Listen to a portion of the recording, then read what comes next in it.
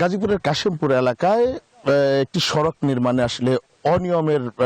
অভিযোগ পাওয়া গেছে এবং আমি যদি একটু দেখাই যে গাজীপুরের কাশিমপুর ধনজয়খালী কাশিমপুর থেকে ধনজয়খালী পর্যন্ত একটি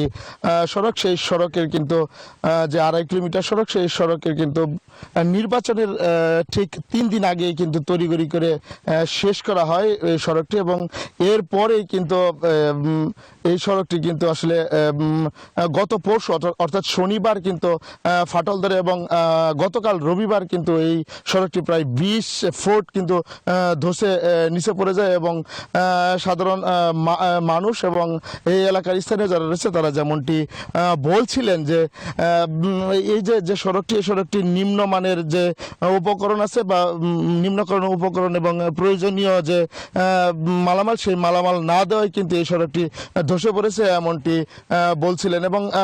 যে সিটি কর্পোরেশন যে প্রধান নির্বাহী কর্মকর্তা তার সাথে কথা হয়েছে, তিনি যেমনটি বলছিলেন যে আসলে সিটি কর্পোরেশনের যদি রাস্তার যদি অনিয়ম বা কোনো গাফলতি থাকে তাহলে কিন্তু তিনি একটি তদন্ত কমিটি গঠন করেছে এবং সেই তদন্ত কমিটি গঠনের মাধ্যমেই কিন্তু আসলে এই গাফলতি খতিয়ে দেখে তিনি কিন্তু প্রয়োজনীয় ব্যবস্থা নেবেন। এবং আমি যদি একজনের সাথে একটু কথা বলি, আসলে এই যে সড়কটা কেন ধসে পড়েছে আপনার কি মনে হয়? এটা মালামাল কম আছে, ঠিকাদারের সমস্যা আছে, ঠিকাদারের কোনো চাপ পাইছে, হয়তো তাড়াহুড়া করে কাজ করে হালাইছে এর লেগে। আসলে সাধারণ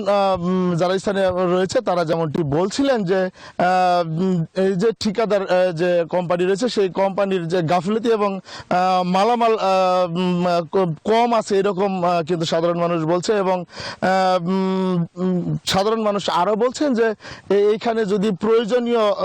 প্রয়োজনীয় যদি আসলে যে জিনিসপত্র, সেই জিনিসপত্র যদি